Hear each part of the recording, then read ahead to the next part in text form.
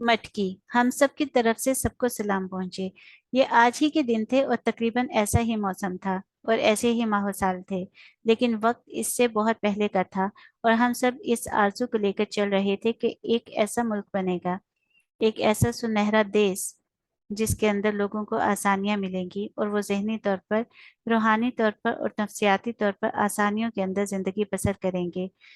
क्योंकि हम इस दावा को लेकर चलने वाले थे कि ये एक ऐसा मुल्क होगा जो एक मिसाली देश की सूरत में होगा और हम लोगों को, दूसरे मुल्कों को ये बता सकेंगे कि देखो प्यारो, हुक्मरानी जहाँ बानी इस तरह से की जाती है और जिस तरह से आप लोग अपने अपने मुल्कों में करते हैं, वो कोई जिंदगी गुजारने का, जिंदगी बसर करने का कोई ऐसा कमाल का फन नहीं है जिसका के आप दावा करते हैं। ये एक ऐसा दौर था और ऐसा अहद था और हम अपने अंदाज में थे, हमारी सरिश्त में और हमारी सोच में और हमारी साइकी में और हमारे दिल में एक अजीब बात थी।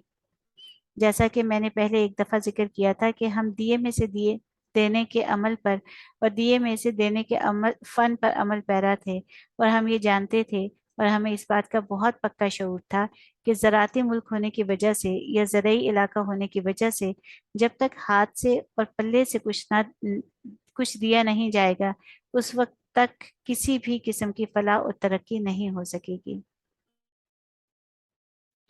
किसान अपने घर के अंदर जाकर अपनी भड़ोली खोल कर उसमें से अनाज निकाल कर या बोरी की तनावें काट कर उसमें से दाने निकाल के झोली भर के खुले मैदान में जाता था और वो अच्छे भले दाने, अच्छा भला अनाज जिसे उसके घर के घराने की जिंदगी का सामान बड़ी आसानी से किया जा सकता था, बाहर ले जाकर या तो पूरे के जरिए या बीज दर बीज या छटे के जरिए एक अजीब गरीब जमीन पर फेंक कर इस उम्मीद पर और इस सोच पर चला जाता था कि उसके अंदर से अब ऐसे ही बेशुमार दाने 70-70 और 700-700 और 700-7 हजार होके निकलेंगे। ये पहले देना होता है फिर उसके बाद लेना होता है। ये तस्वुर हमारे साथ था, या देंगे तो हम दे चुकने के बाद क्यारियों दरवाजों में से छोटे छोटे पौधे झांक कर देखते थे कि घर वाले खेत में आए हुए हैं या नहीं, या हम अकेले ही नशोनुमा पा रहे हैं। तो कभी कभी बोने वाले वहां मौजूद होते थे और कभी नहीं भी होते थे, लेकिन वो पौधे नशोनुमा पाते चले जाते थे और जब वो बड़े होते थे तो वो उससे फायदा उठाते थे। तो दोस्तों, हमारे पास वक्त कुछ भी ना था। हम अपनी दौलत, इज्जत, शोहरत, इज्जत, शफकत, मोहब्बत, मुरव्वत, ये सब कुछ लेकर अपने वतन की बुनियादों में डालना चाहते थे, लेकिन हमारे पास सिवाय हमारे बदनों के, हमारे वजूद के और सिवाय हमारे अपने खून के कुछ भी ना था। हमने अपने वजूद को, अपने जिस्म को, अपने खून को इस वतन की बुनियादों को पेश किया, जो अल्हम्दुलिल्लाह उसने बड़ी खंदा पेशानी से कबूल किया और यूं इस मुल्क की बुनियाद पड़ी। यह तसव्वुर आहिस्ता आहिस्ता आगे बढ़ने लगा और आहिस्ता आहिस्ता उसके साथ साथ ये तसव्वुर भी धुंधलाने लगा कि देना इतना ज़रूरी नहीं है। और इन खेतों में, इन मरगजारों में, इन बागों में ऐसे लोग भी आए जिन्होंने काश्त में कोई मदद ना की, अलबत्ता उसका फ़ायदा उठाने के लिए कुछ ज़रूरत से ज़्यादा ही उसकी तरफ पल पड़े। और ये हमारे जहनों से निकलता गया कि हमें देना भी है, क्योंकि दिए बगैर काम आगे नहीं चल सकता और जो ही देने से हाथ रोकते हैं तो कहीं ना कहीं इसका असर ज़रूर पड़ता है और वीरानी और बर्बादी के सामान ज़रूर शुरू हो जाते हैं।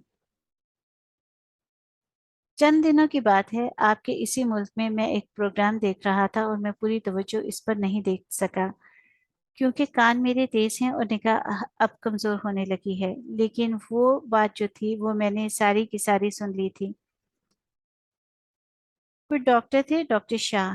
कंपेयर ने यह सोचा कि यह शायद हकीकत भी थी कि शाह इतने उम्र रसीदा डॉक्टर नहीं हैं, इतने बूढ़े ओल्ड सर्जन नहीं हैं, लेकिन उस छोटी सी उम्र में उन्होंने बहुत सारे ऑपरेशन किए, इतने हजारों ऑपरेशन किए कि गिनीज बुक में उनका नाम आता है या आने वाला है या आएगा।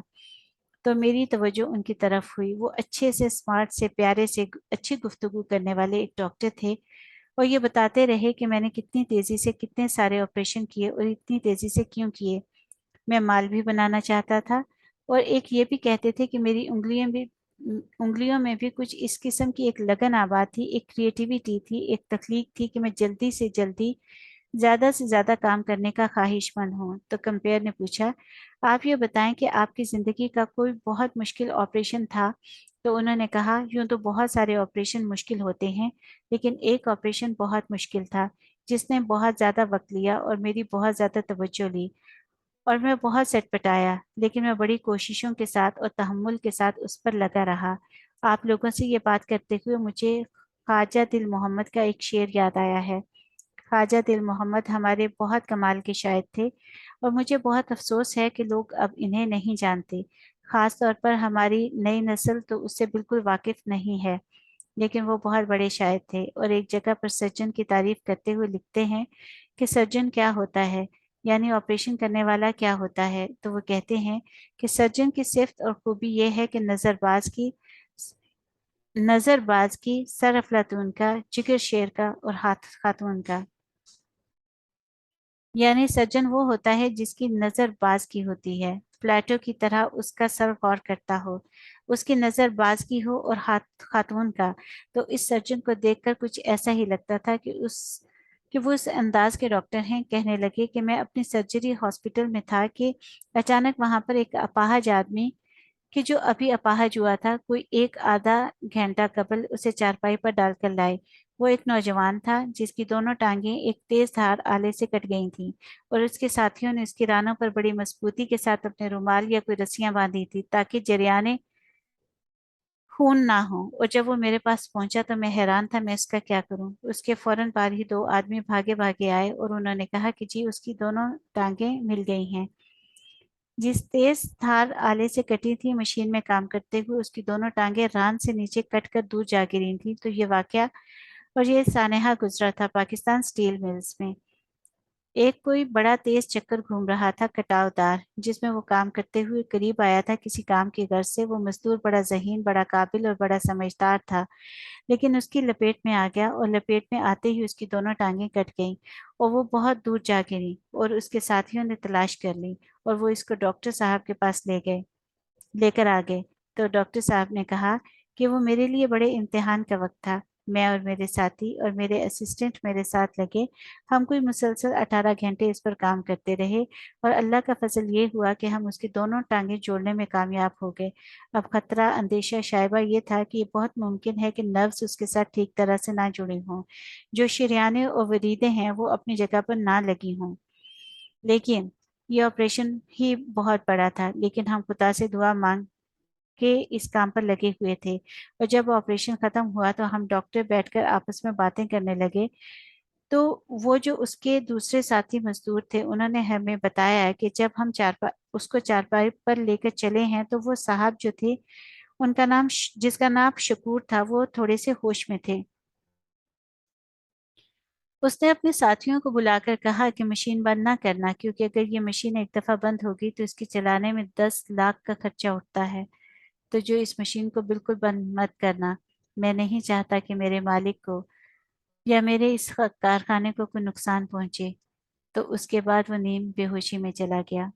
अब मेरा मकसद इस सारे वाक़ये को सुनाने का ये है कि वो कौन आदमी है, और वो किस तरह से इस मुल्क के साथ वाबस्ता है, और हम क्या करें और किधर जाएं कि हम इसको इस सलाम करके आए। और जब तक वो जिंदा रहे और हम जिंदा रहें, हमारे और उसके दरमियान सलाम का ये सिलसिला कायम रहे। इस किस्म के जो लोग हैं उन्होंने पाकिस्तान बनाया है, उसको आगे बढ़ाया है, और वो इसको लेकर चले और इसके साथ साथ चलते रहे। फिर एक दर्दनाक बात जो मैं आपकी खिदमत में जरूर अर्ज करूंगा, वो ये कि इस कारखाने में, स्टील मिल में, इसी किस्म के पाकिस्तानियों ने जो इससे बेहतर तालीम याफ्ता थे वहां से इतना कुछ घसोटा, और जिस शिद्दत से लूटा, उसकी खबरें आपने अखबारों में पढ़ी होंगी। और वो खातून जिन्होंने बड़ा एतराज किया था कि क्यों मेरी फोटो खींची गई है, क्या हो गया अगर मैंने 10-15 करोड़ निकाल लिया है तो ये दर्दनाक कहानी भी साथ लेकर चलनी पड़ती है। एक बात अलबत्ता 14 अगस्त के रिश्ते के हवाले से है। काफी देर की बात है, कभी कभी मुझसे ऐसी बातें सरजद हो गई हैं, और अभी होती हैं। वो ये कि मेरी बड़ी आरजू थी कि कभी कोई 14 अगस्त ऐसा भी मनाया जाए जिसमें इन शेर बहादुरों اور ان क्रिएटिव पर्सन्स को जिन्होंने उसकी बुनियाद डाली, उसकी तामीर की, उनको भी आगे लाया जाए और आगे बिठाया जाए। ये एक मेरी बड़ी आरज़ू थी, जब भी थी और अब भी है। ये आरज़ू, ये तमन्ना और ये ख्वाहिश लेकर मैं वक्त के प्रेसिडेंट की खिदमत में हाजिर हुआ। मुझे खुशी और फ़ख्र है कि उन्होंने मुझे शर्फ़ मुलाकात बख्शा। बड़ी मेहरबानी फरमाई। ये हमारे जनरल ज़िया-उल हक साहब थे।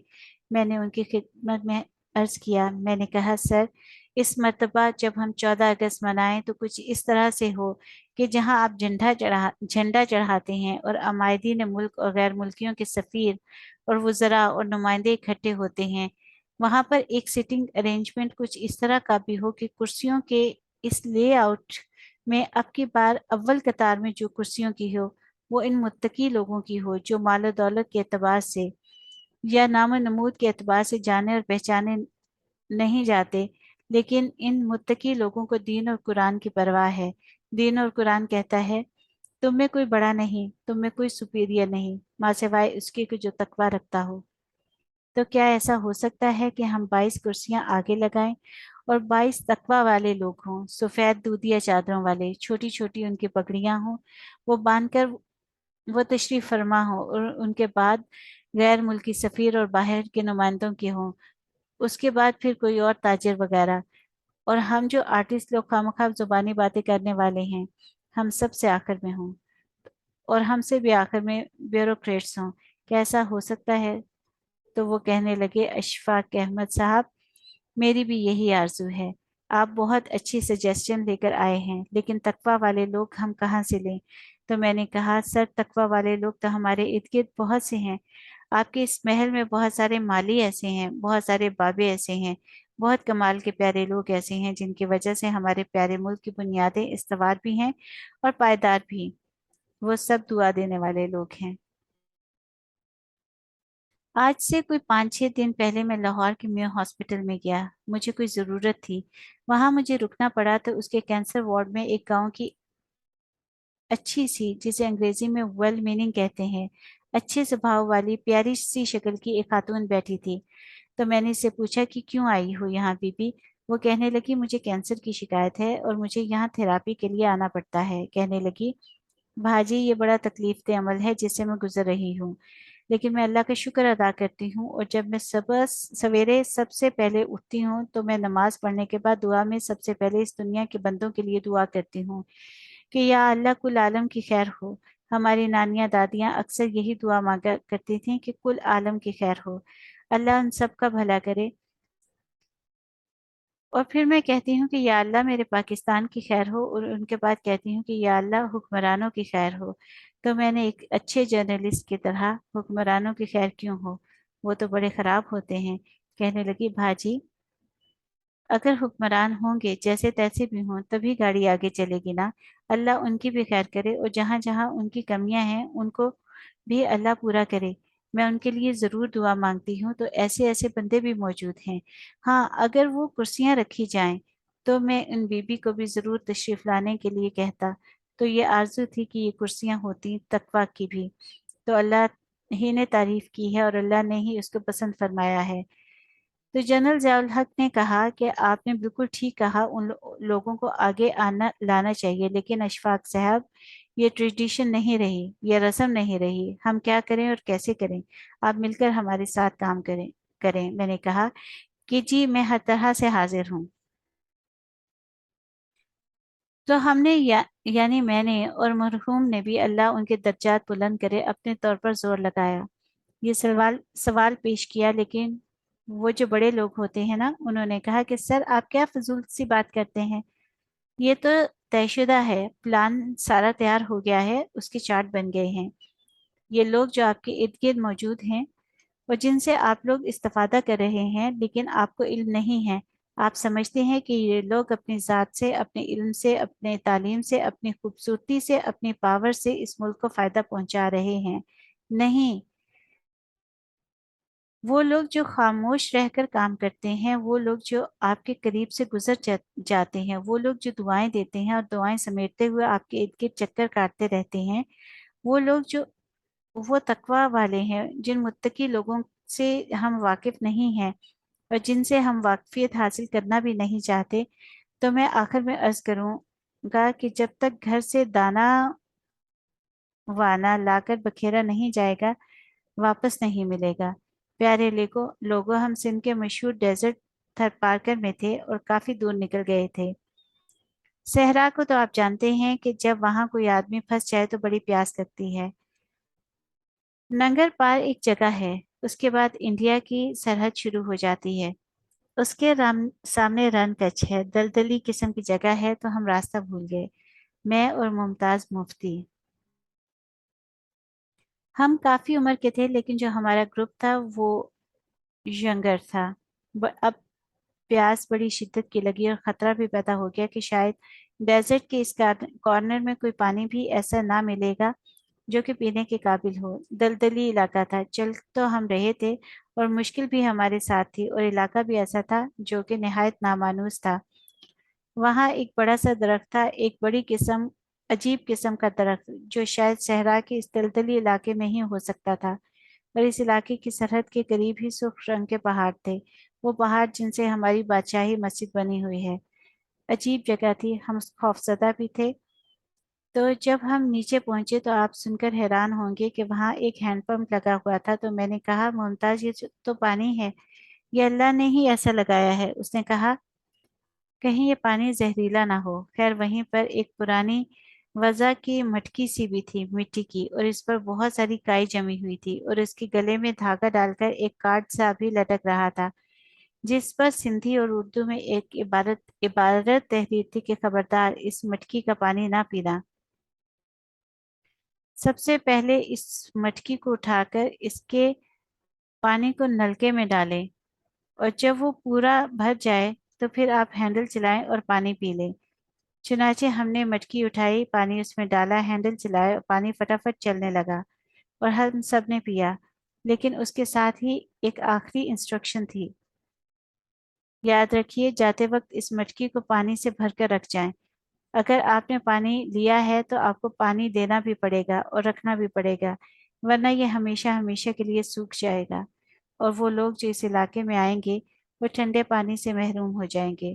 الحمدللہ اس مٹکی کے حوالے سے ایک بات مجھے معلوم ہوئی جو آج مجھے بڑی دیر بعد یاد آئی، اس کے آپ کے سامنے عرض کرتی۔ اللہ آپ کو بہت سی آسانیاں دے اور آسانیاں تقسیم کرنے کا شرف بھی عطا کرے، اور وہ مٹکی آپ کے ساتھ جائے ہر وقت اور ہر گھڑی جس میں سے ٹھنڈا پانی ملتا ہے۔ اللہ حافظ۔